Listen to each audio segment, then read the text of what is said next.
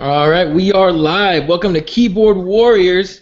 As usual, I am your host, Eddie Law. With us, as always, Crossbones MMA's own Nick Pilecki. What's up, dude? What's going on, guys?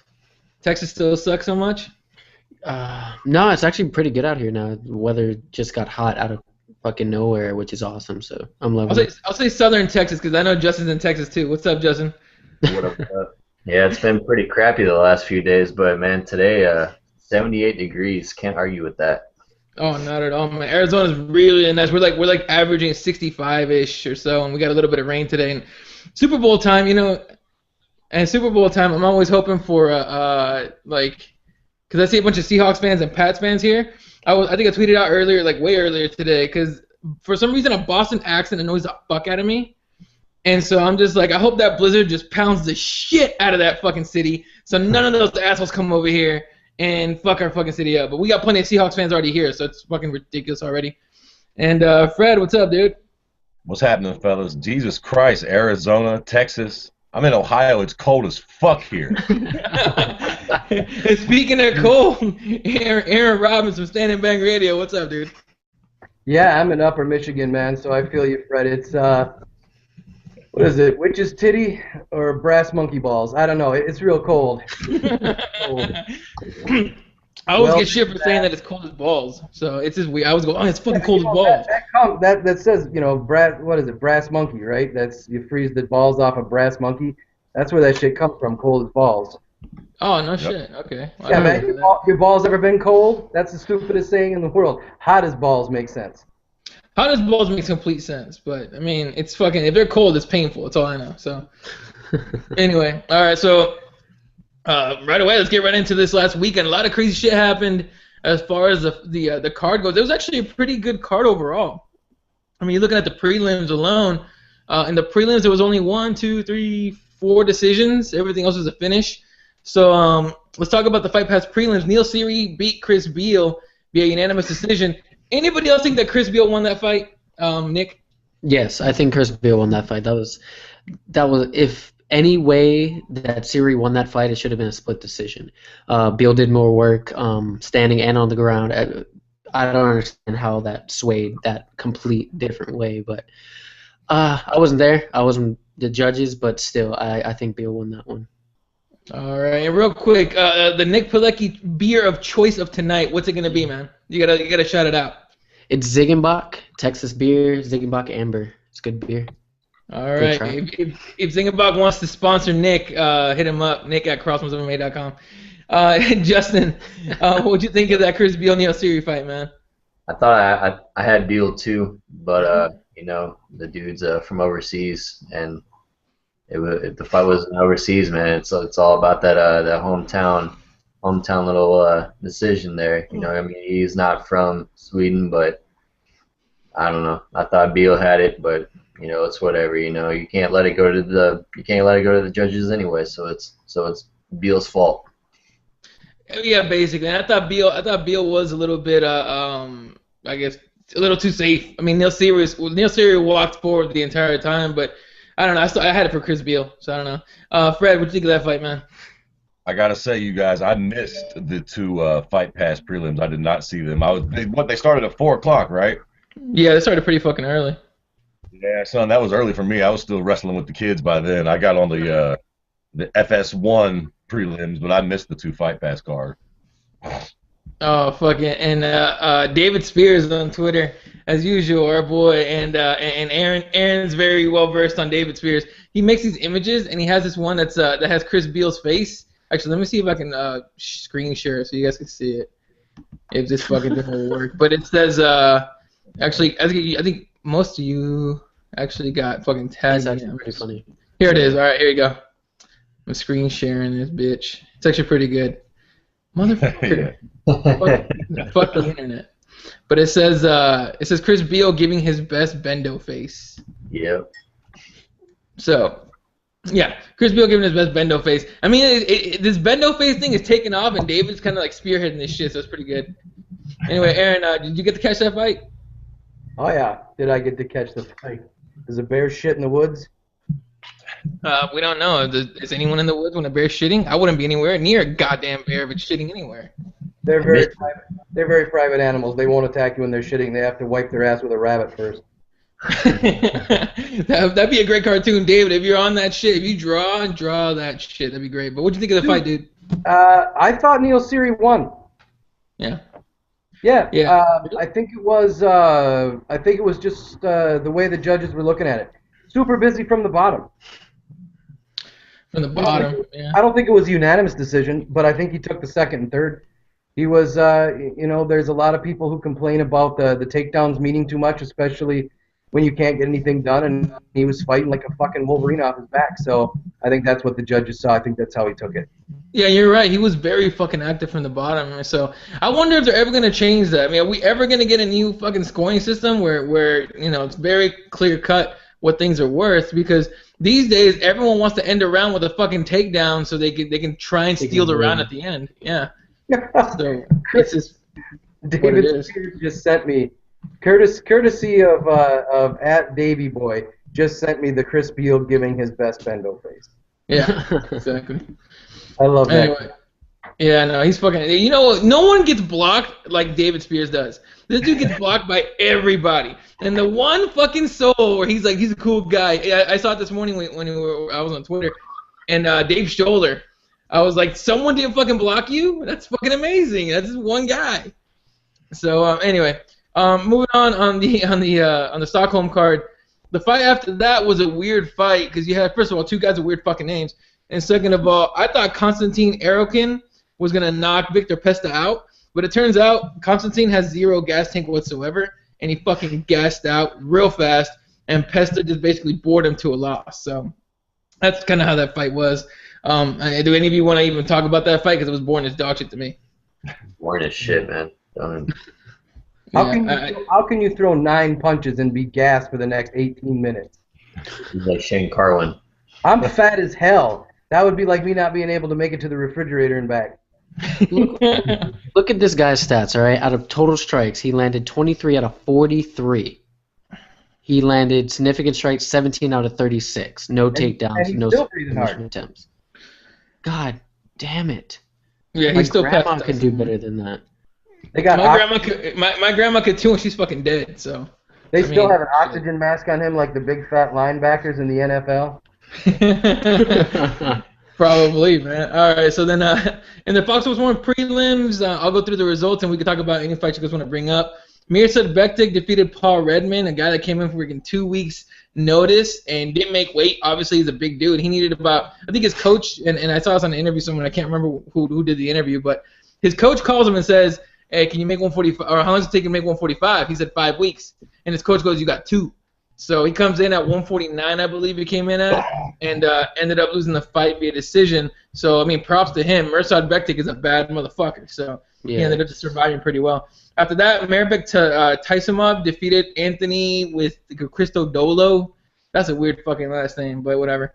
Knocked him out in the second round. That was a fucking fun fight. Nikita Krylov defeated Stanislav Nedkov via submission guillotine in the first round. Wait. Are we just going to pass up Christodolo without mentioning his physique? He looked weird. Dude, is it just me, or did he look like he was wearing a slightly fatter person's skin? You know what? What is he? I mean, that guy has to cut from some retarded amount of weight. He looked flabby as fuck. Well, he like a Parisian in the welterweight division. Yeah, like Cain Velasquez. You ever notice how loose Cain's skin is? Yeah, that's true. That's former fat boy syndrome. So I'm guessing you're right that guy must have been real big at some point, because like in slow motion, it looked like you ever see one of them like balloons that has a hole in the middle that you can't hold on to? Oh yeah. Yeah. It looked like you could have lifted up his torso up over his head. Whoop, gone. Like. Oh shit. Oh man, I know he's not watching this shit right now. He probably doesn't speak English that well, but still. Anyway, after that, Nikita Krylov defeated Stanislav Nedkov via submission. Makwan Amirkhani, and we'll talk about this right for sure, because it's a fucking subject of all kinds of shit. Makwan Amirkhani defeated Andy Ogle in 8 seconds. TKO'd his ass via "here's a knee to your face, bitch." And then Kenny Robertson defeated Sultan Aliyev in the first round. He TKO'd his ass, and then in the main Fox Sports prelim, Albert Tumanov took out Nico Musoki in unanimous decision style. Nico Musoki looks a lot like Nick Pilecki. I'm just gonna put it out there right now. Hi, how you doing? Yeah, you look a shitload like this motherfucker, right? Anyone see that shit? I'm just saying, he looks a lot like Nick. You know, so we just piling shit on you. You're drunk and a bad, shitty Sweden fighter. I'm kidding. He's good, but still not good enough to beat Tumanov. So I'm just saying. All right, so let's start with Nick. Let's talk about the Makwan Markani fight first. That was I don't know. He comes in, he fucking just took off running, fucking landed a knee on Ogle's face, rocked him really, really hard, and then finished him on the ground. First of all, Nick, was it an early stoppage in your opinion? All right, so I was actually watching this at work. It was dead as shit. I had my phone propped up on my little Samsung stand that I have at my fucking desk, and everyone at work's around me watching the fights, and they saw that, and I agree with the stoppage. I gotta agree with it. Yes, he was trying to defend himself, but he was rocked. He would have got stopped either way. From that flying knee and then the uppercut, he would have been stopped either way. So, it was kind of early, but I agree with the stoppage. The referee did his job and his point. And it sucks to be Andy. Oh, man, you got knocked out in 8 seconds. How was your training camp, sir? 4 months long, and then you get knocked out in 8 seconds. It sucks, but I agree with the stoppage. It was beautiful. It was a great flying knee. He said, "Fuck you" to touching gloves and just kneed you in the face, bitch. And that's what he did. That's why I always tell people, don't ever touch gloves. I mean, touch gloves when the ref tells you to do it, but don't come out like this because you're just begging to get fucking rocked. And the controversy is this: it's not necessarily the stoppage itself, but the fact that Joe Rogan was immediately talking about it to Markani, by the way. He's like, no, what to go with the stoppage? And the whole time Markani is like, dude, I fucking love you, Fear Factor and shit. And Joe Rogan's kind of shitting on his moment. And I'm sitting there going, like, Joe must be really upset today. This is like the third or fourth incident just tonight where he just seems a little upset. So, anyway, so Justin, what'd you think of that fight? I don't know. I think Joe was on the rag or something, man. There was something going on with Joe Rogan on that one. He was, I mean, how are you going to do that to the guy? It was his UFC debut. You almost picked up the fastest victory in the UFC. If you're not, you tied the record. And you're just going to do him like that? You're going to sit there and freaking question him in front of the whole crowd and not give him his due? I mean, man, Joe Rogan needed to be escorted out of the freaking ring. But it was impressive, man. Ogle, he's just not that good of a fighter. He left himself open, got cracked. His chin is weak. And if I'm not mistaken, Henderson wasn't the only one that was fighting off a ref. It was him too.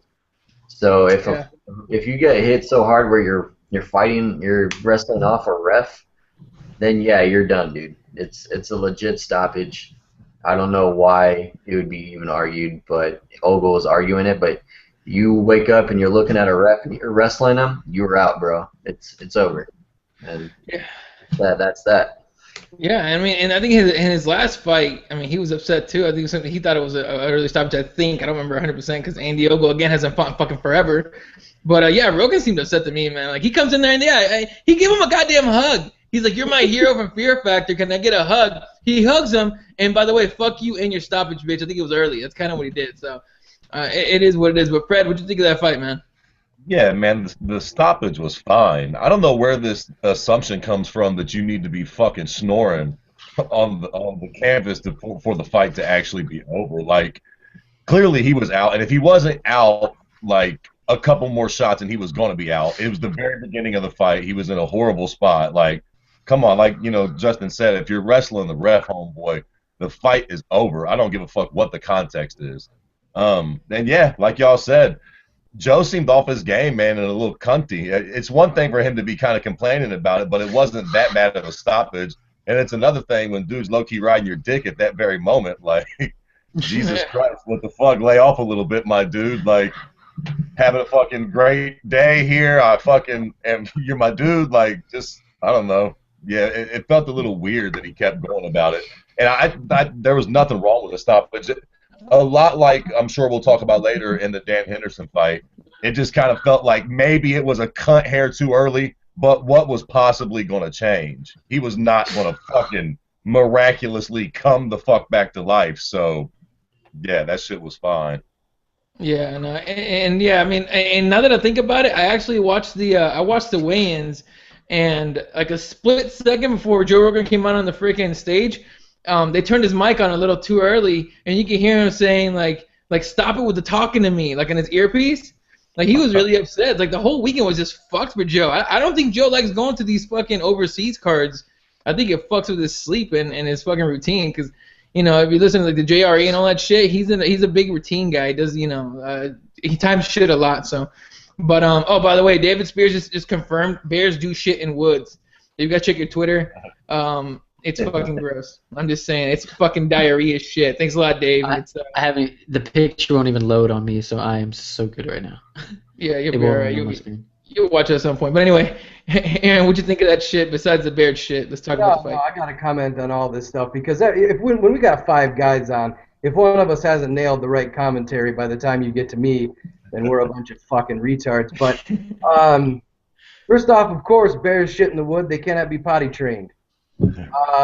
Second off, I beg to differ. I've been to the circus, sir. Those aren't real bears. Second off, Fred said something about it was a cunt hair too early. I dare you to find a cunt hair in America. Those things are... Hey, don't speak so fucking soon. Go find one. Watch him go find one, dude. I'm married.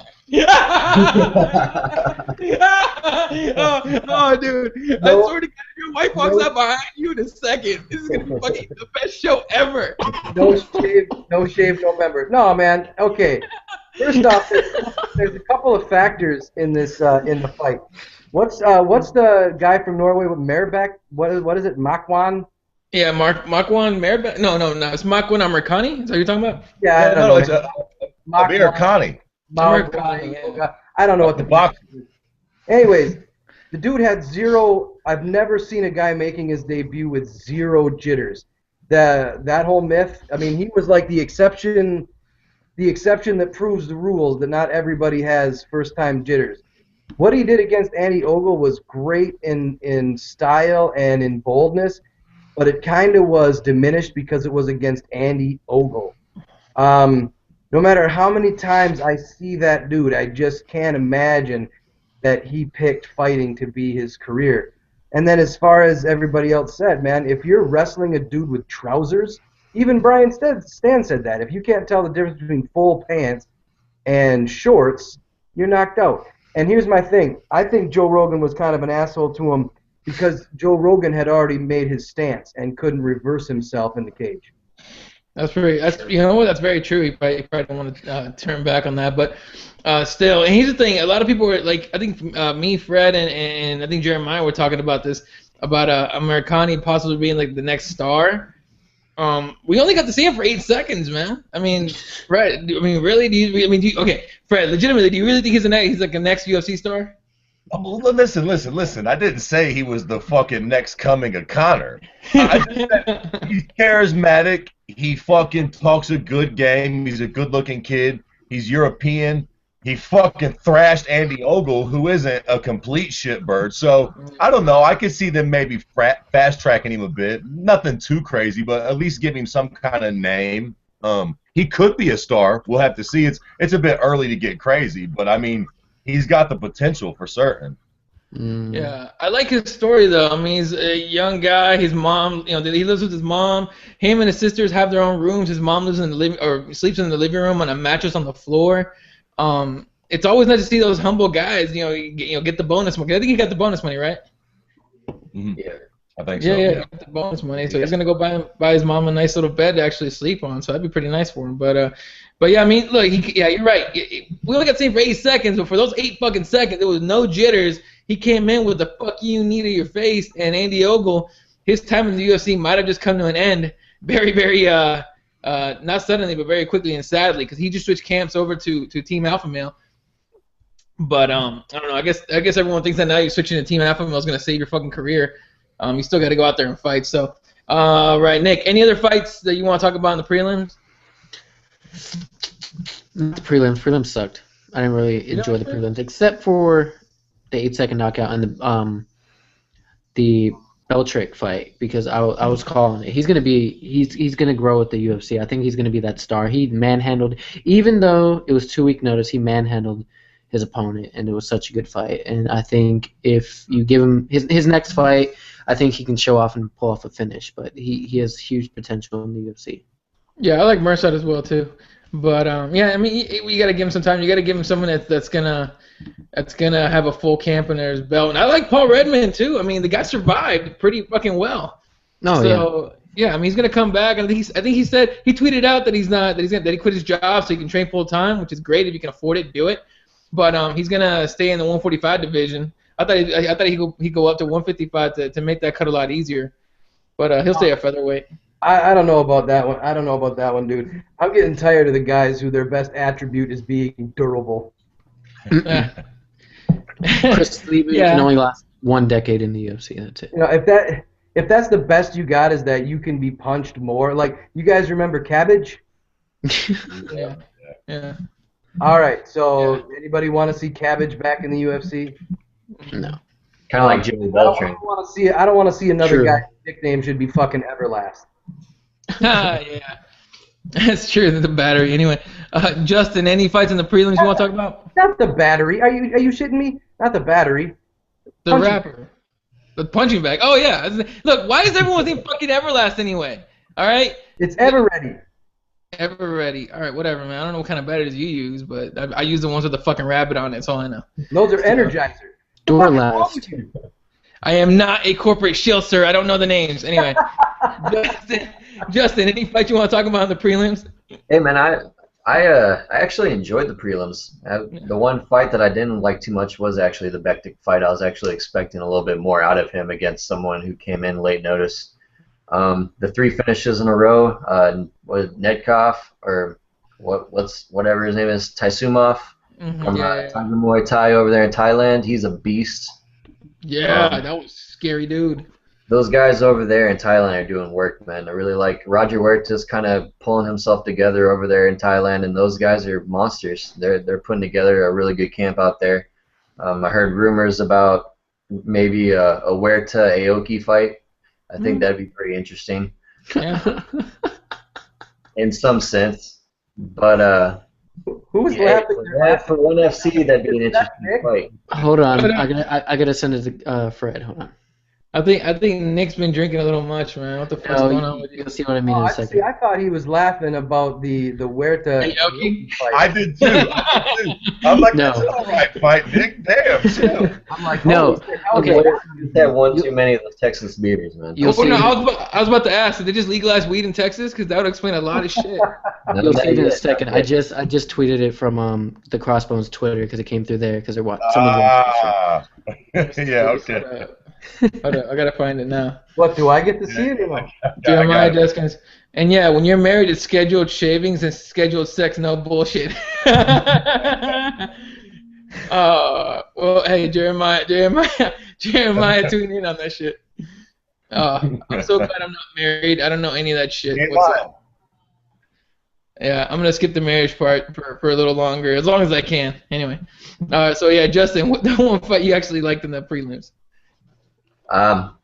Well, like I said, I really liked the 8-second dasher. Needed the phase takeout, but I was the most impressed with Taisumov. You know, guy put together some really solid striking, knocked his guy out clean, and I really like what they're doing over there in Thailand. So, props to him. I mean, that was some pretty fun stuff to watch.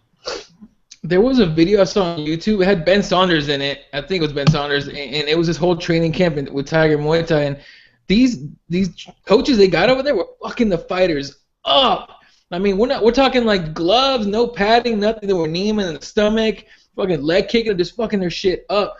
And that was just the like orientation for camp. Like that's some crazy shit. By the way, you could actually pay to go train with these guys for like a week or a month. I don't know how much it is, but if I could afford it, I'd at least try it. But it's a lot of money. But all right, Fred, the one fight in the prelims that you liked? Americani. I mean, I guess that was the guy I was most impressed with. The guy I see the most future for. Just a quick shout out, I guess I would give to, ironically enough, Nikita Krylov.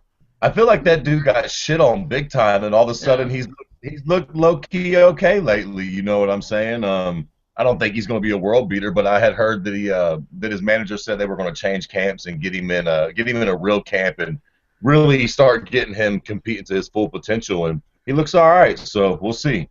205, I think, too. So light heavyweight can always use a decent type prospect to shake around down there. So that was all right too.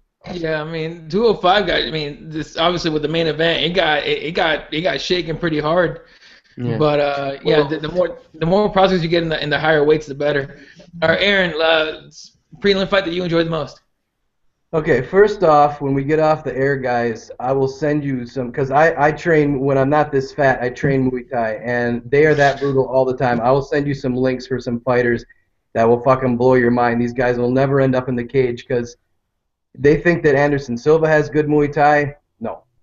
Real Muay Thai, you start when you're a zygote, and you go until you're about 50. They're all fucking alcoholics. They can all beat down banana tree. It's fucking ridiculous.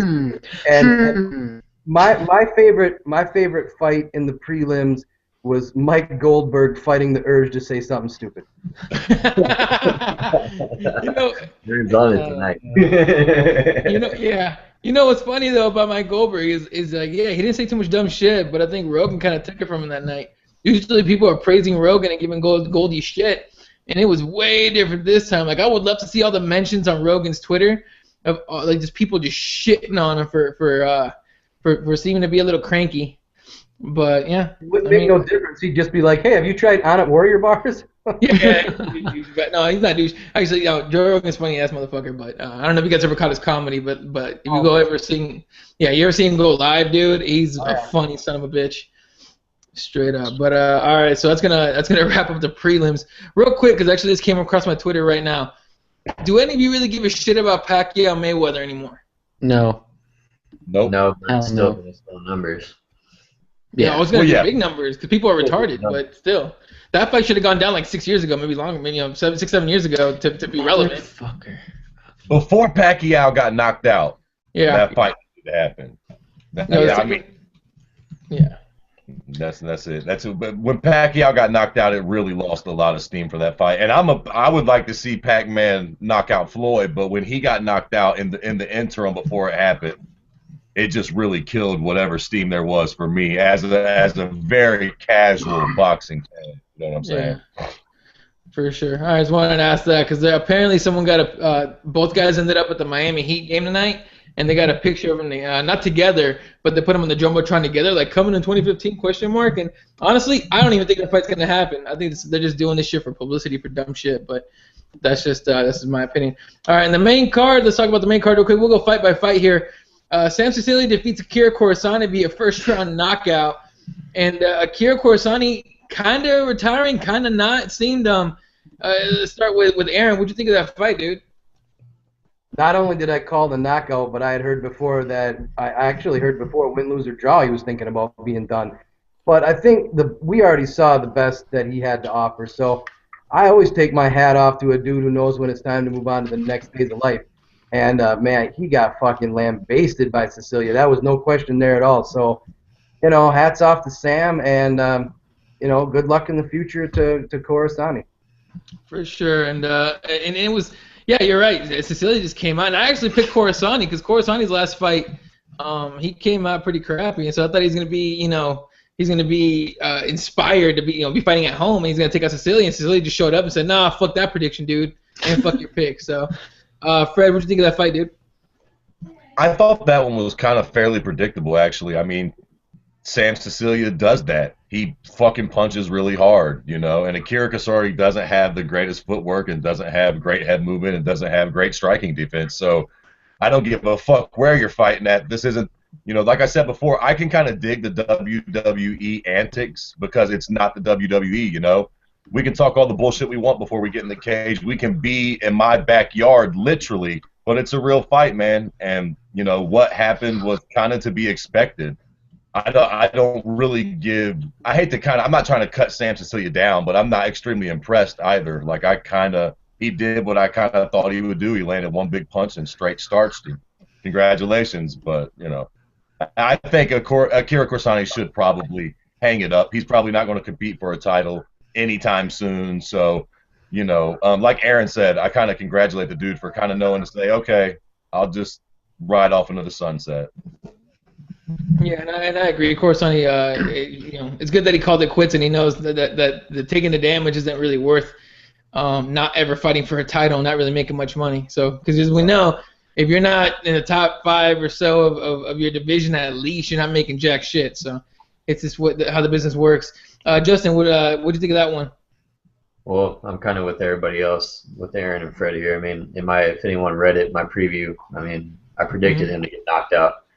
So it didn't surprise me at all. Akira needed to keep his distance and use footwork that he doesn't have and stay away from Sam Sicilia because, I mean, needless to say, his chin isn't there, man. He's gotten planted 3 fights in a row. I think the last time he actually looked halfway decent was against Dustin Poirier, where he rocked Dustin Poirier, and then Dustin Poirier knocked him out. But, I mean, that was the last time Akira looked any halfway decent. The dude needs to either hang him up or he's going to get cut, because he's probably in cut territory.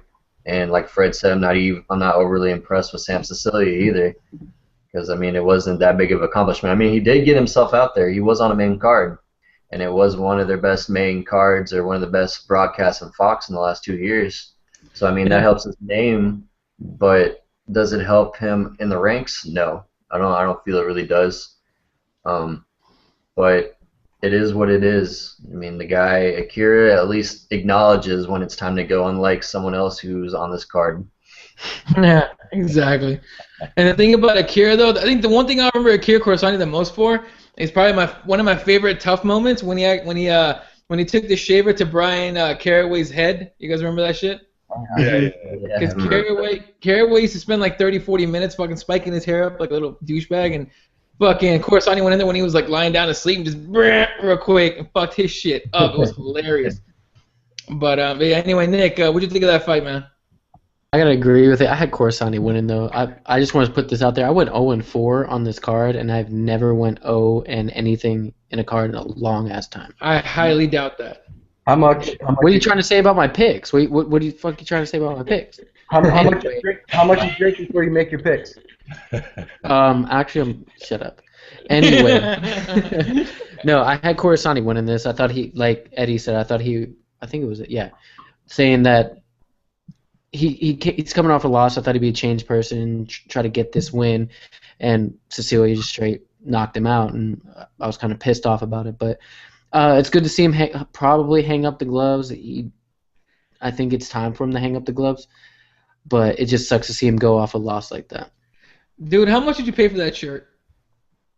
What shirt? The one you're wearing. We'll talk about the shirt later. I didn't buy it. My girlfriend bought it for me. Oh, okay. Well, that's good. At least it didn't come out of your wallet.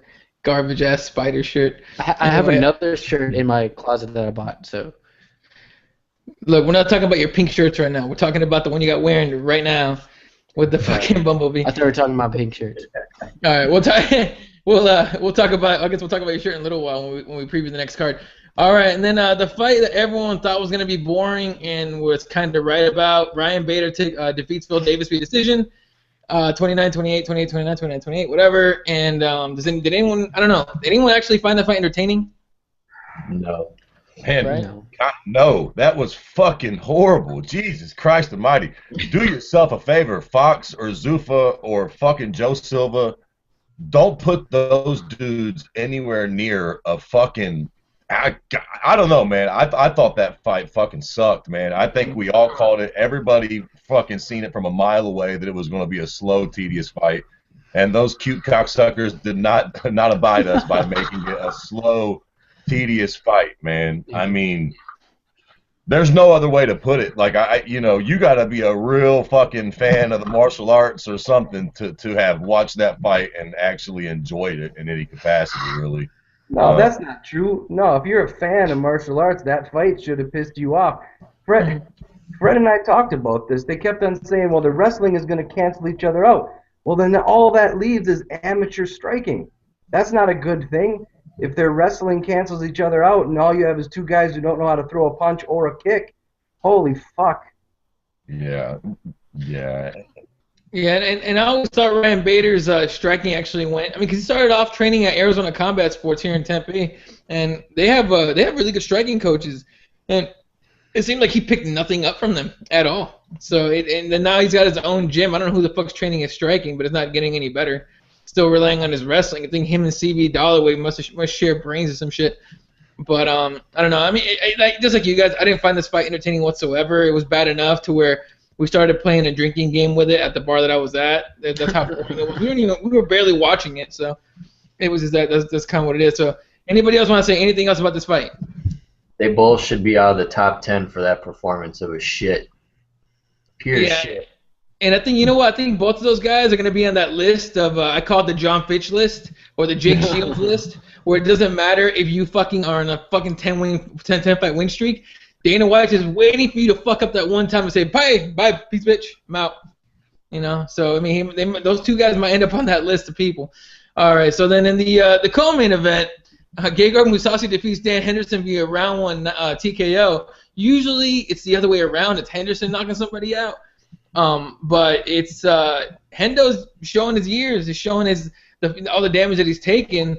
And I think he hurt his eye. After the fight, he was happy the ref stopped it and shit. But that was a weird stoppage as well. A lot of people thought it was premature. So, Aaron, what'd you think of that one, man?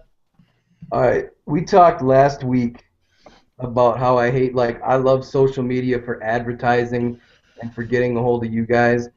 But I hate the microsurgery after events from fucking idiots that don't know shit about MMA.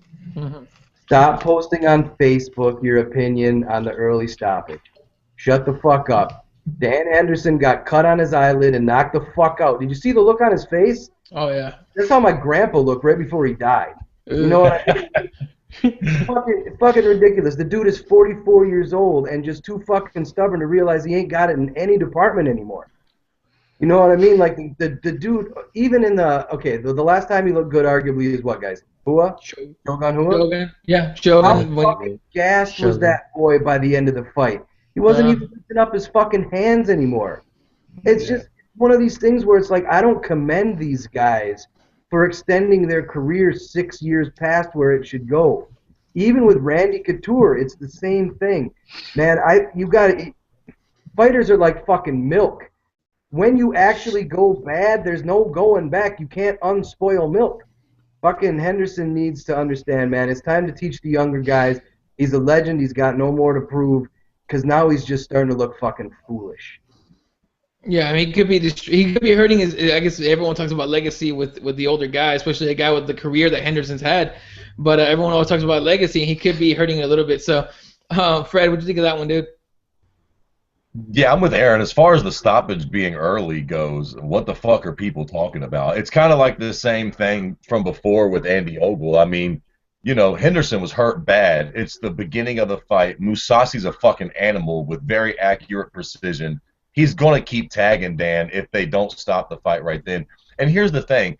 If Dan had not been known as a guy who had an iron jaw for his whole career, this was a dude that did not get rocked by shots like that, you know? And it's kind of weird. I see a big similarity between, like, Dan Henderson and Randy Couture and Chuck Liddell and a lot of guys that kind of used to get by on their chin and used to have these amazing chins that could eat these power shots and kind of their styles thrived on that. And then it's like one day, man, just one fight, all of a sudden, that chin's not there no more. And I don't mean literally their fucking chin.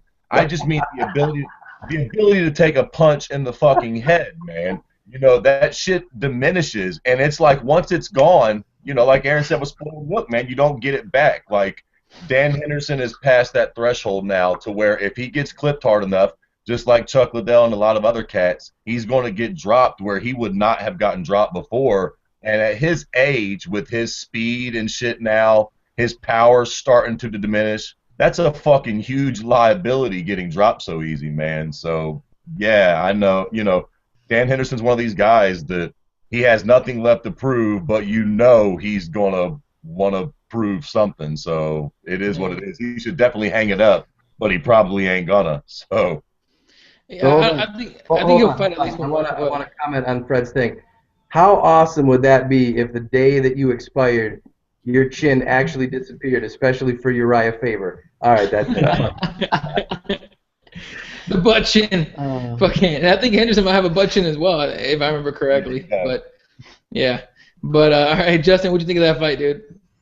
Dude, I think it's time for him to go, man. It's time for him to do. He's lost 5 of his last 6 fights, and the one fight he did win, he was on the verge of getting knocked out before he got fucking lucky and tagged Shogun. Whoever wants to say it wasn't lucky, whatever. But that shit was luck.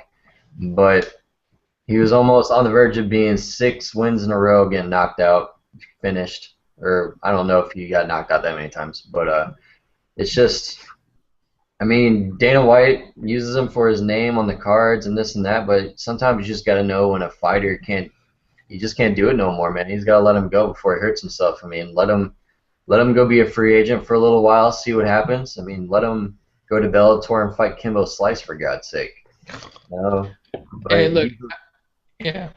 But he's a one-trick wonder, man. He looks for the right hand. He doesn't even do that half-hearted wobbly front leg kick anymore.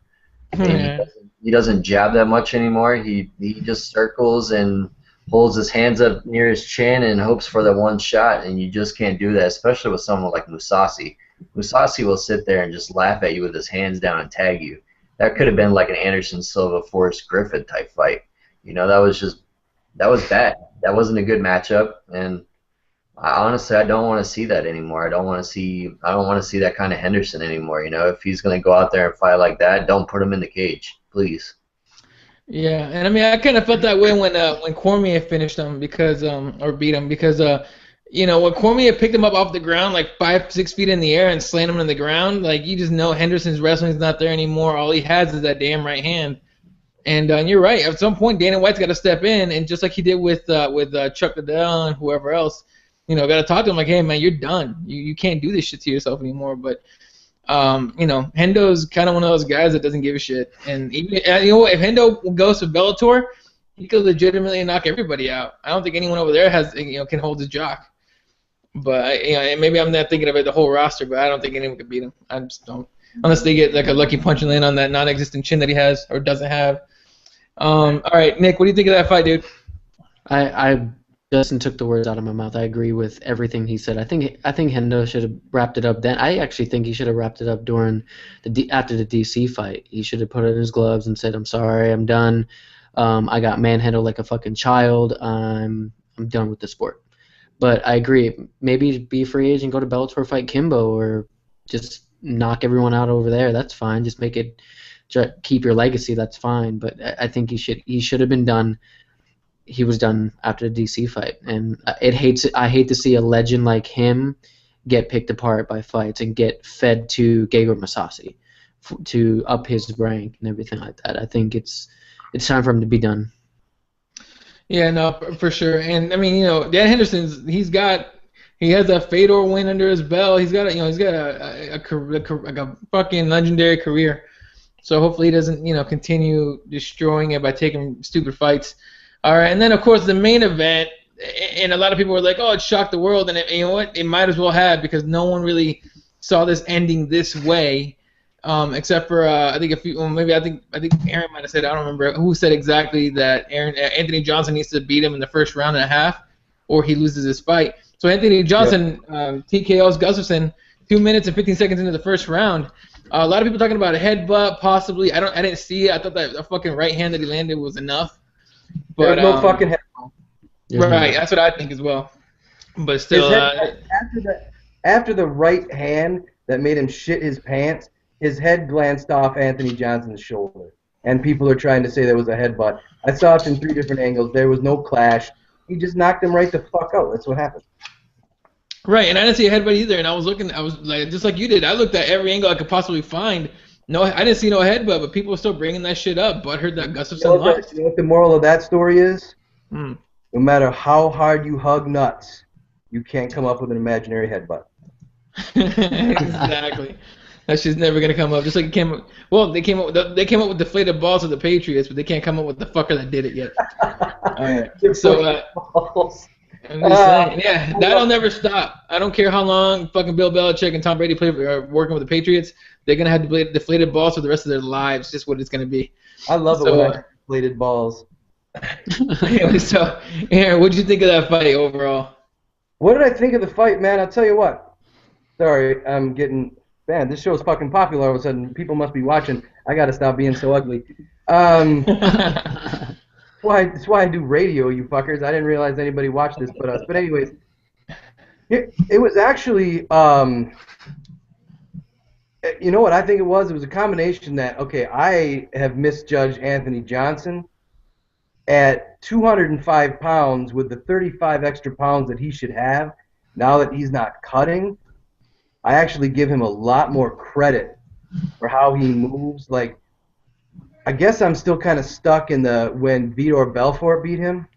You know what I mean? Like, I'm thinking about that Anthony Johnson.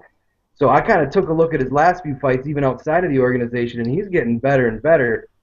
And then I dissected. It got pointed out to me by somebody on Twitter. Why did Alexander Gustafsson get this fight and have so much hype? And if you take a look at the cats that he took out at light heavyweight and the guys that he hasn't fought at light heavyweight, it really is kind of a mystery that he did so well against John Jones. And maybe this was just kind of like, all right, you know, Chael Sonnen did really, really well against Anderson Silva the first time and then looked like a fucking idiot the second time. Oh, he looked terrible. You know what I mean? The sun shines on a dog's ass, you know, every now and then. And I think maybe that's what happened, man. John Jones looked past Alexander Gustafsson. It was his worst night and Gus's best night. And so, you know, I'm not taking anything away from Johnson. I think he looks great. I think it was clean. I think the fight went on way too fucking long. That fucking referee should be reprimanded or fined or something. Because when you got a dude on all fours and you're screaming at him for what, maybe 18, 19 seconds, defend yourself, he can't.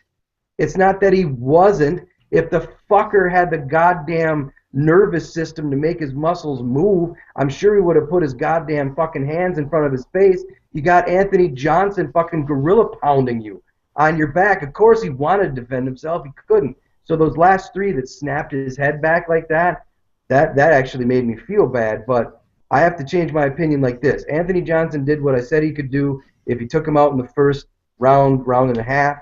But I do change my opinion that now, seeing him the way he is at 205 pounds and that he doesn't gas from what I understand, I think that the Johnson fight now actually looks more tasty than the rematch. Yeah, absolutely. And a lot of people, look, Gustafsson got fucked out of two title shots or one title shot, whatever it was. And out of injury, and then Cormier took the shot, whatever. A lot of people want to see that damn rematch, and at this point, I'm kind of with you on that whole, it must have been Gustafsson's best night, and Jones just didn't fucking, you know, even feel like showing up that much. Thought he could dispatch Gustafsson pretty easily, but well, I think if we see that rematch. Hold on a second. I want to ask you guys, because it was broken up, right? There was that quick eye poke. Yeah. And then it was broken up. Did anybody kind of like get the idea that when Gus went in, he was kind of hurried and a little bit too nonchalant, and that's why he got caught? I mean, his hands were kind of relaxed, and he flicked out that fucking that kick real quick, and then boom. So I mean, I think what happened this happened, man. I think Gus had bought into his own bullshit. Mm-hmm. Yeah, I mean, for sure. You know what? I agree. He bought into his own hype and thought he was better than he really is. And instead of, you know, focusing on training hard and everything, he was kind of focusing on that Jones fight instead of on Johnson. So it'll bite any athlete in the ass when they look past their opponent. But yeah, anyway, Fred, what do you think of that main event, dude? You just said it, Aaron. I think it kind of comes down to that. I don't want to minimize anything that Anthony Johnson did, but I think Gus just got fucking cute for a second there, and he paid for it. Listen, this card for me, the main card, was the card where I learned shit. I learned nothing. Akira Corsani got starched. I learned nothing. Phil Davis and Ryan Bader are boring as fucking shit. I learned nothing. Dan Henderson is an old man and Gegard can strike. I learned nothing. Listen, we said going into the fight, if AJ wins this fight, it'll be in the first round because he punches hard as fuck. What happened? He won the fight very early in the first round. Quite frankly, I learned nothing. I didn't see no grappling. I seen no new wrinkles in AJ's game. He is a beast. In the first round of the fight, he is definitely a vicious striker and could very well knock out anybody. But I think our little kumbaya might be over, fellas, because I'm not that impressed with AJ. I think John Jones is going to fucking steamroll Anthony Johnson. I think that if John Jones can avoid his punch for fucking that first round, just like the Gus fight, if Gus doesn't get cute with that fucking lazy kick, he keeps his distance, he gauges it well, I think I don't want to say easily, but I think he outstrikes AJ. I don't think that AJ is this dynamic, technical powerhouse striker that he's kind of getting this reputation for. Little Nog's a zombie. Phil Davis is a horrible striker who got outstruck by Ryan Bader on this very card. And Alexander Gustafsson got cute against a guy who's very fucking powerful in that first round. You got to have the fight. He deserves it, but I think that people are going to hype the shit out of Rumble going into this fight like he's fucking Mike Tyson. Oh, yeah. And I think that John Jones is way too smart and way too good for that.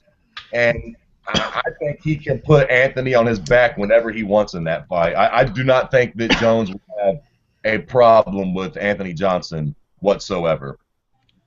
No, and you know what? I agree. John Jones is definitely proven to be probably the baddest motherfucker on the planet right now. I mean, just like it'll be the same thing in this fight with Jones as it was with Gustafsson.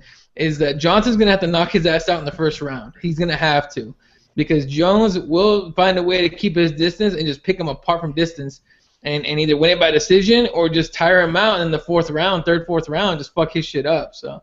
But I am pulling for Johnson. I'm not gonna lie, but I'm not gonna doubt the champ's greatness, because that guy's just too fucking scary good. Even look, all coked up and only training during fucking training camp. I mean, now he's gonna be clean. Suppose he's gonna train for year round now, so he could be even scarier than he's been before. But yeah, anyway, Justin, what do you think of that fight, man? What I think is John Jones is the pound per pound best fighter in MMA right now, hands down. Doesn't matter who you throw in there with him. We all thought Daniel Cormier was going to get him. I mean, the fighter before him was supposed to get him. This guy was supposed to get him. The guy has the best adaptability in the UFC. It doesn't matter who you are. He's going to destroy you. He destroyed Daniel Cormier and made him cry. He's going to destroy Anthony Johnson. I think he let his guard down a little bit when he fought Gus, because I think Gus was a little underrated going into the fight. I think he may have overlooked him a little bit. He didn't think Gus was going to be that big of a challenge, more than likely. But I think he learned from that, and I think John Jones is just going to run through people now. I don't think there's going to be a guy who can step up and defeat him. I think it's gonna go to the heavyweight division. If he goes to the heavyweight and he fights somebody up there, maybe Kane, then we got ourselves a fight. But nobody in this light heavyweight division can beat John Jones. I thought Daniel Cormier had the shot, I thought he was the guy to do it, and he didn't do it. And look who he's beaten in the heavyweight division, guys bigger than John Jones. Mm-hmm. He trains with Cain Velasquez all the time, who is the heavyweight champion, is considered one of the best. But John Jones beat him up. I mean, he's the best fighter, man. There's no doubt about it. I mean, I look at these other champions. I'd say Ronda Rousey's probably number 2, but beyond them, Jose Aldo. I mean, his game's kind of decreasing a little bit. Cain Velasquez fights once, maybe twice a year. Then you look at the lightweight division, who's always bouncing around. Anthony fight once or twice a year. Once every 2 years. Right. Yeah, once every 2 years. The guy always gets hurt and he's out, but John Jones is it, man, and I like Anthony Johnson's power, and it's kind of funny. I was talking to my guy from Yahoo Sports, Nick Shahara, about it a couple days ago on his radio show. I still remember the days when Josh Koscheck choked him out in the welterweight division. Yeah. Right. But so weird. He's not invincible, and if someone like Josh Koscheck or Vitor Belfort can get this guy, John Jones can toy with Anthony Johnson. It doesn't matter if he's with the Black Zillions or not. It's not going to make a bit of difference. John Jones is going to be the champion for a while. No, I completely agree. And look, if he's able to, and likely he will, take Johnson out, who's left? There's really nobody that I can think of left at light heavyweight that you can legitimately put in as a contender against John Jones. So I think after this fight, should he win, he should be moving up to heavyweight. So, I mean, that's just what it is. So, Nick, real quick, what do you think of this one, dude? I was fucking pissed when Gus got knocked out. I was super pissed. I said it last week in the show. The only way that Gus would lose is if he gets knocked out in the first round, and of course he gets knocked out in the first round. I think I agree with Fred that I think his hype got to him. He's like, I'm the baddest dude on the planet. I beat John Jones. I know I beat John Jones, and I'm just going to take this guy lightly. I know I could beat him, and he fucking got caught. He did that little pretty front kick, got fucking caught dirty. And I thought he was the only guy that can beat John Jones other than DC, and I guess I was proven wrong. So I hope to God Anthony Johnson can knock out John Jones so we can get it finally a new champion. I got to respect John Jones. He is the baddest man on the planet. But I think Anthony Johnson can do the unthinkable. I think he can catch John Jones. But that's the only way he'll win as well against John Jones is if he catches him, and I don't think he's going to do it. There's no way. John Jones is too long, he's too elusive, and that shit's not going to happen. Look, even if Johnson knocks him out, that immediate rematch will be announced seconds after the fight's over. Yeah. And then John Jones will come back and get his belt back. This was going to happen because John Jones is that kind of guy. You realize we just cursed John Jones, right? We all just cursed him. He's going to get fucking knocked out by Anthony Johnson. I'm not trying to help John Jones win. I'm trying to make this shit streamlined, bitch. Right? Johnson a knockout. Let's just fucking write the shit in stone right now. I'm kidding. I'm not calling that. I'm not calling that. I'm hoping that. Hold on a second. I want to say something to Fred. There was no kumbaya. I said that AJ and John Jones would be an interesting fight. I didn't say that he could win. I actually said I think on this show and my show that Anthony Johnson looks like a world killer as soon as he gets up against John Jones, and then he's going to be another Glover Teixeira. He's going to be another fucking everybody who got in there, who was a world killer right until he looks across the cage and sees a guy with 19, with a 19-inch reach advantage, which brings me to the next thing about Nick B. Drankin. Man, don't ever talk about how long some dude is. All right. Hey, you can't be drinking during the show, dude. You get your guard down, and we're all gonna get you, dude. I know it sucks. Well, coming back, Jeremiah tweeted Crossbones. Does Weidman have a shot against John Jones if he moves up to the light heavyweight division? His arms are too short. You can't box with God. No, but no, fucking. That's the first thing I thought of when you said that. His arms are too short. Yep. You know what? I don't know. Huh? I think Weidman is still a bit of a mystery. I was thinking about the Vitor Belfort fight today, and Weidman's a weird dude, man. I don't know what to make of Weidman. I don't know whether he's that great or whether he was just a funny matchup for cats like Machida and Anderson. I don't know. I would say obviously John Jones is damn near favored against anybody, but Chris Weidman's very interesting, I would say. I think he has the potential to possibly be very, very great, but it's just too early to say exactly how good he is just yet in that kind of a context. Yeah, I gotta agree with that because we have Chris Weidman just slowly picking apart Machida, who people have done that before. Then we have him getting unguarded Anderson Silva down, and then Anderson Silva breaking his leg on his checked kick. We haven't seen the high potential of Chris Weidman yet, and I think we could see it in the Vitor Belfort fight, but we don't know because Vitor is dangerous as well. So. Vitor is dangerous, but he's off the Jesus juice, man. He's on the Jesus juice, but he's off the actual working juice, the shit that actually does shit. Yeah, he's off that shit. So, do you guys think that matters?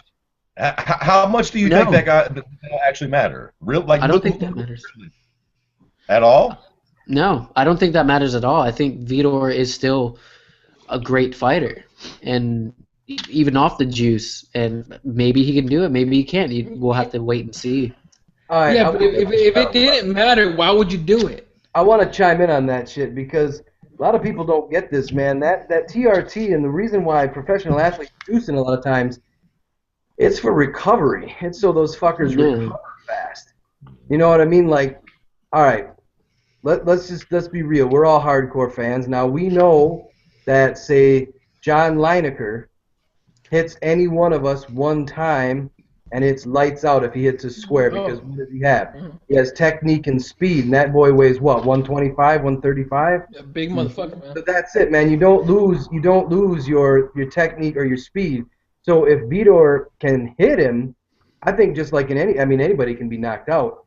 What we're seeing in these guys is they don't have the durability. They don't have the recovery. When they sit down on their stool, they come out just as tired in the second as they were in the first. Where when you're boosting your testosterone level, or you're on Stanozol or Trenbolone or whatever the hell, your anabolics are going through the roof, man, so you recover so fast. Look at somebody like, look at the blood doping thing with the Lance Armstrong. Look at these guys who are getting caught in other sports with juicing. It's not to make them bigger. It's not like Mark McGuire, where, you see him one day and he's wearing a fucking medium uniform, and you see him 6 months later, and obviously the dude has been drinking bull sperm. A lot of these guys do it just so they recover from injuries, and they recover faster. So I don't think it's going to take anything away from his skills. And I do think that if Vitor pulls it off and he's fast and he does that fucking warrior march towards him, tags him on the chin, and Weidman goes to sleep, there are going to be a lot of people shitting their pants that night. Exactly. Yeah, no, but sorry, David Spears just tweeted out another picture where he says, does Weidman have a shot against JBJ? It's kind of funny. Anyway, your boy Brock. What's up? Yeah, exactly. Brock's just like, what? But no, Jeremiah tweeted again. He says, talking about TRT, he says that shit just makes old men get off the couch and train. You get old, you lose testosterone. Very true. But as far as athletics goes, it's I don't know. It's an unfair advantage, I think, in any sport. But as far as if you're in your 40s or whatever and you're gonna do some TRT, hey, go for it. I tell you right now, living in Arizona, you go to Scottsdale, I guarantee 90% of the old guys at every fucking bar is on some kind of shit, because they're all jacked. They're fucking 43 years old and huge as shit. That makes no sense. But that's just what it is. All right, so let's. I know it's getting late for a couple of you guys, so let's get right to UFC 183. I'll just read off the early prelims and the Fox Sports 1 prelims, and then we'll pick out a couple fights we want to talk about. In the Fight Pass, the early prelims, it's Thiago Santos against Andy Enz. After that, we get Richardson Moreira against Ildemar Alcantara. I don't know why he's still fighting. Diego Brandao against Jimmy Hetz. And then in the Fox Sports 1 prelims, Rafael Natal against Tom Watson. That seems to me like a fun fight. Then we finally fucking get Ian McCall against John Lineker. It seems like we've been trying to get this goddamn fight for the last year or two, and either one gets hurt or the other one gets sick. I think Ian McCall got sick last time they were supposed to fight. Same fucking shit with Ed Herman and Derek Brunson. Brunson had the stomach flu when they were supposed to go throw down, and it just ended up not happening. And then of course the headliner for the prelims, Miesha Tate taking on Sarah McMahon. So out of all those, Nick, which fight is the most exciting for you? I'd have to say McCall Lineker, because I want to see if McCall can still be dominant in his division. And then second to that, Miesha Tate, because I get to see Miesha Tate. That's all that fucking matters about that fight. I don't care who wins. We get to see Miesha Tate in fucking short shorts and a sports bra, so that makes me feel better. Yeah, no, but okay. Well, you know what? The Miesha Tate fight makes. I don't know. I wouldn't pick Miesha Tate in that fight. I think Sarah McMahon's a bad chick, and Miesha Tate's kind of there to be a pretty face, in my opinion. I mean, she can still throw it down, but whatever. I think Miesha Tate can take this one. I really do. If she can grind out a win and just keep it standing, keep it against the cage, then I think she can take it. If it goes to the ground, it's over. It's done. But if she can grind it out, I think she could take it. I kind of want to see her be a contender again, because that first honestly, that first Ronda Rousey fight, bullshit. She got dominated. The second one, she did get dominated, but she held her own for a while. And I think she learned from the first fight, and maybe if she learns from the second fight, maybe she can tough out a win against Rousey. But we'll have to see within this fight. I think she can still be a contender in the division. Honestly, you know what? As long as Ronda's champion, I think Miesha Tate's gatekeeper. As long as Ronda is champion, I don't think there's going to be any certain one. It sucks. So yeah, Justin, out of the Fox Sports prelims and the early Fight Pass prelims, which fight do you want to see the most? Well, I do like the Lineker McCall fight. I think that's got title implications on it. So kind of think got snubbed off the main card, because I mean, if someone out of those two gets a devastating win out of that fight, they could be pushed right into a title shot. And I think if you got a fight like that, it should be on the main card. You know, especially, I mean, you look at the Anderson Silva, Nick Diaz main card, it's okay, but it's not that strong. It could have used the John Lineker fight. You know, it could have used those guys up on there. McCall's a good fighter. He's got a strong base. He knows he can strike well, wrestles well. John Lineker's freaking hands of steel. You know, hit you with one of those, lights out. You know, it's gonna be entertaining to watch that fight. But another one, Sarah and Misha. I mean, Misha, the highlight of her is watching her weigh in pretty much. Yeah, it's kind of what it's gonna be about. After that, I mean, Sarah should win this fight, but you know, I've been surprised before. I mean, the last time she fought, she almost lost. She had a split decision victory, which was over somebody who she should have beat pretty decisively. You know, someone she should have finished. And then now you're facing someone like Misha Tate. I mean, you better be able to step up to the plate. You know, Misha's not a pushover, but this is a fight that she should win. But I do like Misha Tate. I think she's one of the sexiest girls in WMMA. Yeah. But she is not the caliber of wrestler that Sarah is, and I think that Sarah could use it to take her down. But hey, man, Liz Carmouche tried doing the same thing too, and Misha beat her. So I guess we'll see how that works out. You know what? I think Sarah McMahon smashes Tate, and actually Jeremiah just tweeted saying the same thing. He thinks that Sarah smashes Tate as well, and I hope Sarah beats her so we can speed up that process to get Misha Tate over to Playboy. She should get the cover a few times over and over and over again. So, all right, Fred, out of those prelims, man, which one do you want to watch the most? I mean, I think the fellas got it. These two fights are the ones that everybody cares about the most: Lineker and McCall, and McMahon and Misha Tate. As far as McMahon and Misha Tate go, I think that it's one of those things where it's a bad stylistic matchup. Misha Tate tends to revert to her wrestling. She's an all right striker and she's a scrappy broad, but at the end of the day, her wrestling is where her bread and butter is. And fighting somebody like Sarah McMahon, that sucks if that's your bread and butter, because she's going to take your bread and butter and eat that shit. And I think that that's going to be the case with this fight, that Sarah McMahon is going to win the grappling battle, and that's where the fight's going to take place. As far as John Lineker and Ian McCall goes, that should be a great fight. I guess it's kind of a head scratcher why that's on the prelims. That should be a very, very good, fun fight. I would think that McCall would win. He's definitely got the more well-rounded game. He's got more tools to win that fight. And I think a fight with him and DJ would be fun. Even though they fought twice before, I think that it still would be fun. And just to kind of touch on what we were talking about before we went on air, I don't want to shit on Mighty Mouse at all, but I kind of agree with what Dodson had said and what McCall had said. I kind of think the fact that Demetrious – listen, we all know that Mighty Mouse is an amazing fighter, pound for pound, one of the greatest fighters on the planet, no doubt about it, an amazing all-around game. But I think we can all agree, too, that it takes a bit more than that to become a star and to generate attention and really – I don't know. I feel like, quite frankly, period, if Ian McCall was the champion at 125, or maybe even John Dodson's goofy ass, it would be a more popular division in general. People would care more. There would be more pay-per-views bought.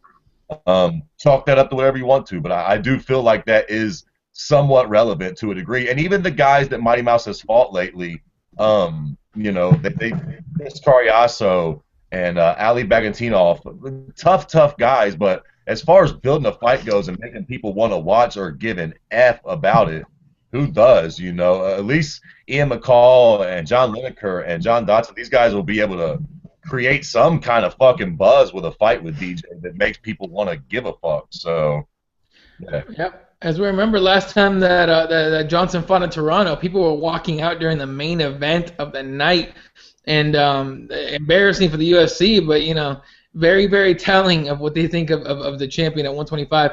Although we'll see, I would rather see Ian McCall in there instead of John Lineker, because I think Ian McCall could last against DJ, but I think DJ would just be too quick and too surgical for Lineker to beat him.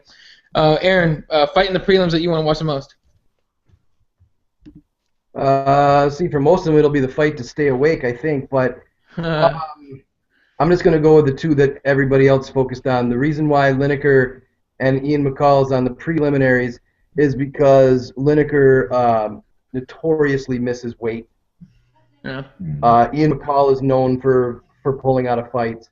I don't think they're going to jeopardize the main card on these two fuckers. I'm pretty sure that's what went down there. I would rather see Lineker win because I'm tired of seeing Uncle Creepy in a war of attrition with Mighty Mouse, because that's what it'll be. It'll be the replay of the first two fights. Mm-hmm. He'll keep trying to take him down. He'll keep trying to catch him. And yeah, okay, Ian McCall, that's good, it's great. But I'd rather see a new fight. I'd rather see Lineker with a puncher's chance. And I'm not really, you know what? I can't really comment on Miesha Tate. She's actually one of those few fighters that even with stardom, it does seem like she takes this shit real serious. She's got a good camp around her, and from what I understand, she's trying to evolve. So I know that Sarah's a monster, but Liz Carmouche is a monster, so we'll just see on the night of the fight. I mean, really, it's one of those, oh man, it's one of those things in that division for the women. I've just stopped caring. You know what I mean? It's like a fucking reshuffle of the same four girls fighting. Yeah, and at some point, I mean, if Ronda, and I think she does get past Kat Zingano, who's left? You're going to see a bunch of rematches, or are you finally going to get Cyborg? Actually, there is one thing about that. Cyborg's actually fighting Charmaine Tweet. I know you, Aaron, you know all about that. She's fighting Charmaine Tweet the same weekend as Ronda Rousey's fighting Kat Zingano. There is some people are thinking that after those fights, after the Ronda fight, possible announcement of Ronda against Cyborg, I don't care anymore. I used to care about that. I used to care about Cyborg coming to the UFC. I really don't give a shit anymore because it seems like they're just teasing it all the time. And I can see you're almost like, what the fuck, Aaron? What's up? Guys, remember what I said last week about Santa Claus, the Tooth Fairy, and GSP? Yeah. It's the same thing. Yeah. Take that nutsack out of your mouth. Chris cannot make it to 135, and Ronda has no interest in ballooning herself up. She already looks like the fat kid from Goonies, and she's trying to model and trying to act. She doesn't want to balloon back up and not cut her weight and have the abs and shit. That fight is never going to happen. First off, because just like I said last week, how many times do I say this? To what end? Yeah. Where except it's just you know what? It really parallels fucking Floyd Mayweather and Pacquiao. Yeah. That fight's more interesting not happening than it is if it happens. Because Very then true. all of these nut huggers and all these casuals and all these Facebook warriors will finally either have to completely shut up or make excuses, and that'll just be a whole fucking social media nightmare. So, no, I don't think it's ever going to happen. Yeah, can you imagine the internet not having shit to talk about? Fucking seems impossible. Fucking, yeah. So, all right, so then let's talk about the main card here. And you guys, a couple of us already made the point, but not all of us, about the main card being weak-ish, and you could have moved a couple of those prelim fights into the main card. It would have been better. Mm-hmm. But I'll just go through the first two, and then we'll talk about the last three. First fight on the main card, Jordan Main taking on Thiago Alves. Seems like Alves hasn't fought in fucking forever. He gets hurt with just to stare into the mirror. He fucking hurts himself. Then after that, Tails Leitz against Tim Bosch. I don't know how much longer Tim Bosch is gonna fight, but he just weirds me out. No matter who he's fighting, he's just a weird looking guy to me. And then of course we finally get Joe Lozon against Al Iaquinta. Al Iaquinta is an up and coming guy out of that Ray Longo, Matt Serra camp, who trains with Chris Weidman and all that. But and Joe Lozon, I don't think he's fought in a while. But I mean, what do you guys think of this fight? And anybody can speak up at this point. This card is garbage. Yeah. Yes. You don't like this fight at all? No. There's not a single fucking fight that I give a fuck on this whole card, except for the main event. Don't get me wrong, obviously. But all the other ones, okay, you guys, and you're all with me on this, we're all hardcore fans. We watch this shit all the time. I'm probably older than all you fuckers, so I've been watching it back when they could wear boots and fucking crazy shit in the cage. But, like, there are some ones where, man, don't talk to me, don't Twitter me, don't fucking look at me. I got my snacks and my drinks and my smokes, everything right around, and my eyes burn because I don't blink. You know what I mean? Those are the cards that I enjoy. This is one where I will be talking with Fred and Ed and Justin and pretty much anybody else who will talk to me during the fight. I'll be fucking making fun of this shit with Davey. It's just one of those cards, man. I don't know if they just tried to keep focus on the Spider and Nick Diaz, but no, I don't give a shit the outcome of any of these fights. And I gotta agree with him. I don't care about any of the other fights except the Woodley Gastelum fight, which should be a good fight. The Miesha Tate should have been the one next to the co-main event. Ian McCall should have been on this card. Like, you could have made this main card a lot better with some names, with some well-known names than Jordan Meme and Thiago Alves and Joe Lozon is a good prelims main header. It's Joe Lozon. He's going to put on a show. He's fucking Joe Lozon. But this card could have been a lot better. The only really good fight is the Silva Woodley fight, or the Silva fight and the Woodley fight, in my opinion. Everything else is just garbage. Fred and Justin, you agree with me. Everybody agree with me. Usually good cards is like a crescendo, right? Right. Starts slow and then it starts making noise and then bang, you get the main event. I'm not exactly sure the analogy that I'm looking for, but this fucker's just like flatline the whole way from fight card prelims or fight pass prelims right up until the main event. This fucker for me is just flatline. Yeah. You know what? And we're not the only ones that think that, because there's still tickets available for UFC 183, and there's a lot of tickets, and we're a week out. They're nowhere near selling out. It's crazy. That's fucking crazy. It's ridiculous. No, and also,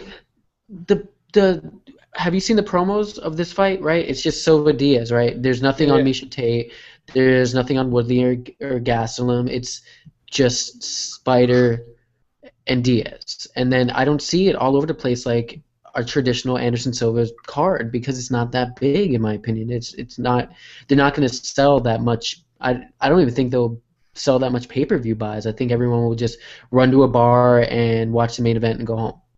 This fight's on pay-per-view? Yeah. Listen, guys. I think that, this makes perfect sense why the rest of the card is watered down, because it's the return of fucking Anderson Silva. As hardcore fans, we might tend to not think that's as big a deal as it actually is. I've had people coming up to me this week talking about this fight that don't give a fuck about MMA.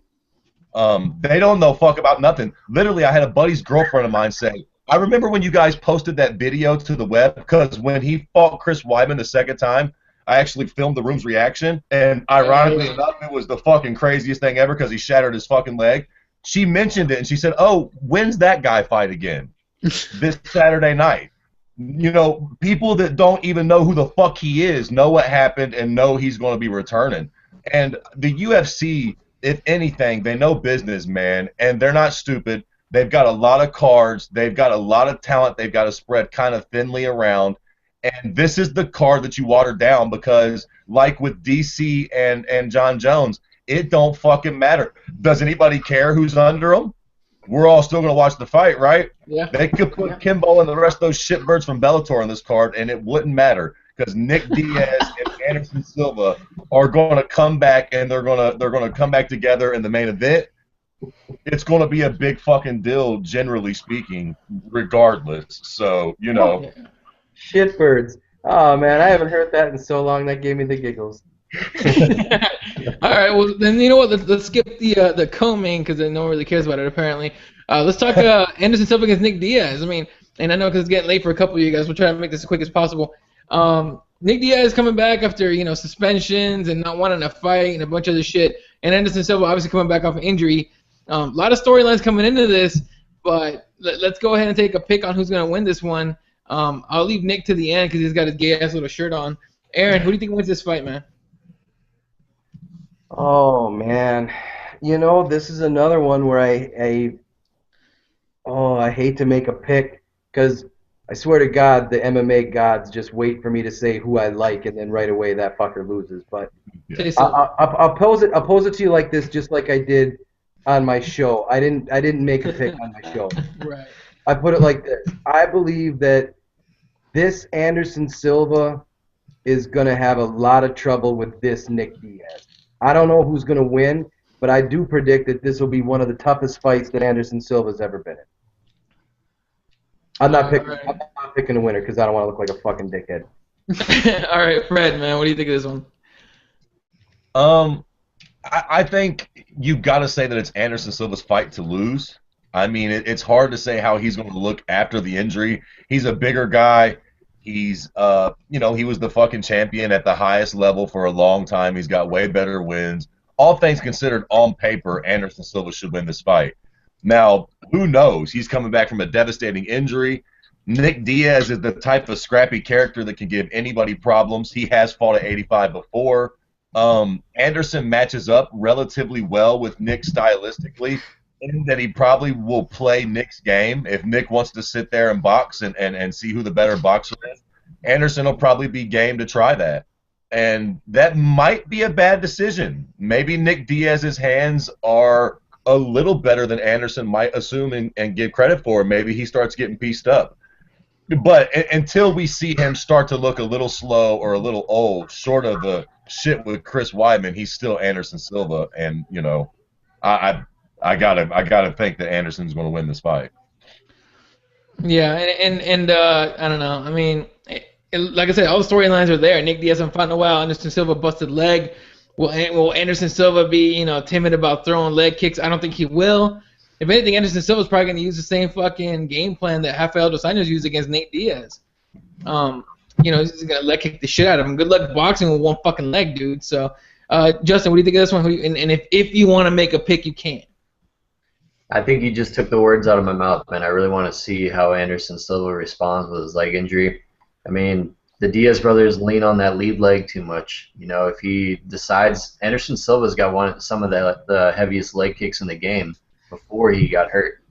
So if he decides to, test it out, test the waters, if he's ready for it, he could pick apart Nick Diaz. That front lead leg would be gone. But since I didn't get to chime in before on the fights before, I kind of agreed. I kind of agree with Fred. I got people come up to me at work. I got people hitting me up on Twitter, Facebook, asking me about a fight, and these are people I have not even talked to the whole year and a half, 2 years. Like, what is your opinion on this and this? And they know who I am. Obviously, I'm Mr. MMA guy, but they want to know my opinion, and I never get asked that by some of my friends. They don't even really care. But I got guys hitting me up. Where are you going this weekend? Where are you watching the fights? I don't ever hear this shit.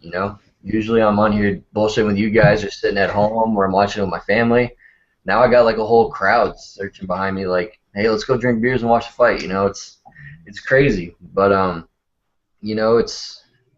I think I'm gonna lean with Anderson Silva, but it makes it really hard because if it was any other guy than Nick Diaz, I would say 100% Anderson Silva. But it's Nick Diaz. I mean, both of these guys have been outspoken about wanting to professional box. They both are great boxers.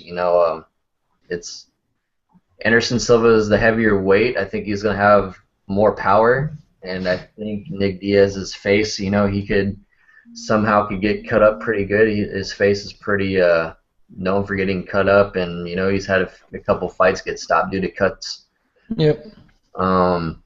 It's tough, but I'm gonna go Anderson Silva, and I don't really like the fact that he's getting a title shot right after this either. But I am gonna give it to Anderson Silva, and if he gets Chris Weidman after, if he gets Vitor Belfort, I hope he gets it back. Yeah, and Jeremiah just tweeted in saying, I want Nick to win, but I think Anderson throws kicks and throws them a lot and frustrates Nick. Still not picking a winner. Apparently no one wants to pick a winner. So let's go ahead and go to the one guy that I know is going to pick a goddamn winner, Nick Pilecki. Who you got in this fight? Or actually, we know who you got. How do you think he wins this fight? Well, first of all, this is the only time that I watch a fight and the analyst comes out. Or the analyst goes away. It's gone. Because okay. I'm a fan. I'm a fucking fan. But the only time I'm actually going to talk about analyst style is on this show and 5 Rounds Tomorrow.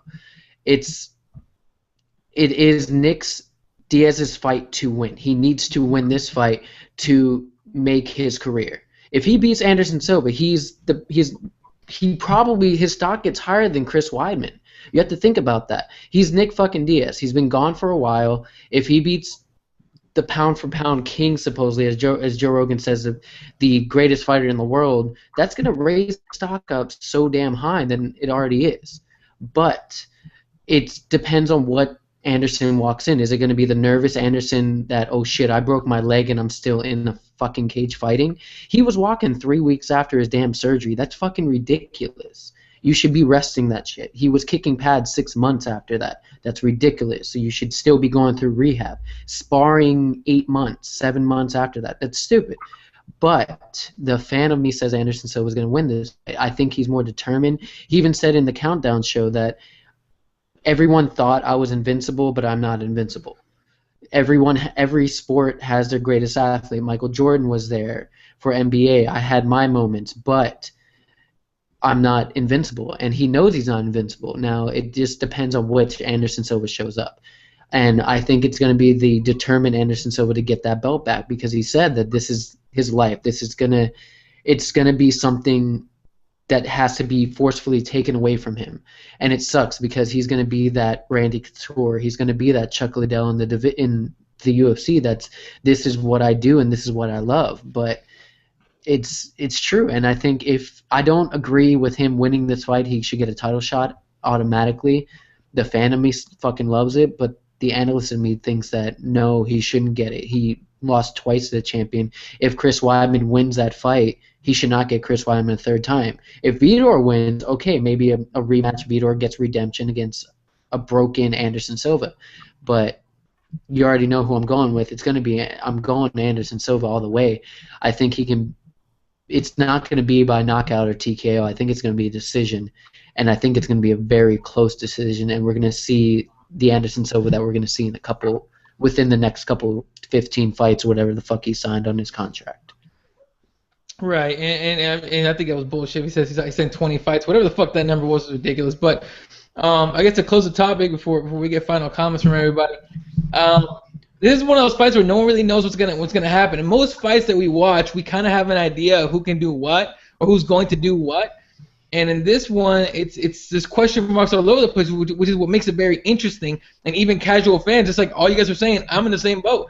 Every morning of a fight night, I put out on Facebook, hey, go heading down to so and so bar or Wings Place or whatever. If you're coming, let me know. Normally, I get maybe 1 or 2 responses. I've already gotten text messages, and we're only on Tuesday. I got like 15 people saying they're gonna come with me this time. I already had to call and reserve a table and all that shit. So it's yeah. So it's one of those fights where a lot of people that have no fucking clue what MMA even is just hear that the greatest of all time is about to fight. The I guess #1 ranked don't give a fuck dude. Fighter, I guess. But I don't know. I don't want to pick, but I'm going to. I think it's Nick Diaz's time, and I think Anderson Silva's going to retire after this fight. You heard it here. I'm just saying. But I have to pick. I have to pick my boy Nick. I gotta agree with you, Eddie. If he does lose this, he should retire. Done. You are done. He should. I mean, if anything, don't get on that Chuck Liddell Henderson list of people that held on too long. So, all right, let's get some final comments. Let's start with Aaron. I gotta go the fuck to bed. All right, dude. Yeah, you look tired as fuck. All right, Fred? Just quickly, yes or no, guys. January, 4 big events. We're 3 events in. We got 1 more event left. Has this been the best month for MMA ever? Yes or no? Ooh, that's tough.